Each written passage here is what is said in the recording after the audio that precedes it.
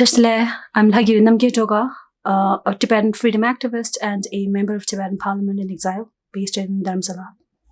I think I've possibly lost count, which does not necessarily mean it's been too often. But if I have to count, perhaps, I don't know, perhaps 6-7 times when I was aware that I was targeted, and I've received several links and emails and messages on my WhatsApp as well. One means of reaching out to me had always been through my email addresses, my various social media accounts. Hence, the 2 times authentication was something that I've been very consciously working on.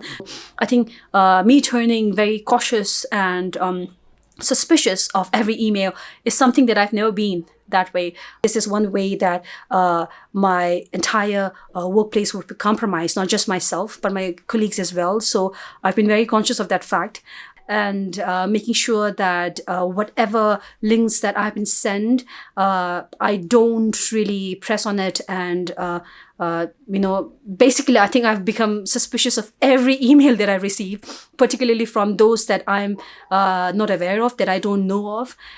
I wouldn't say I've become paranoid about the whole thing, but I've certainly become suspicious, and that is one way of suppression.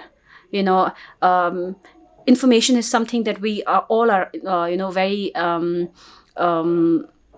actively happy about, honestly, because I think we work in a space where we want to learn, we want to know, but then if we are uncomfortable, scared of information, I think this is one way of how Chinese Communist Party and its suppression has worked on human rights defenders in free countries. So it's just not fair. I would say that there were times when self-immolation has taken place inside Tibet, and I've received email about that. I've received WhatsApp message about that, and I've almost been compromised. And I would inform these, give this experience, share these experiences with my colleagues and people who are curious about how I work.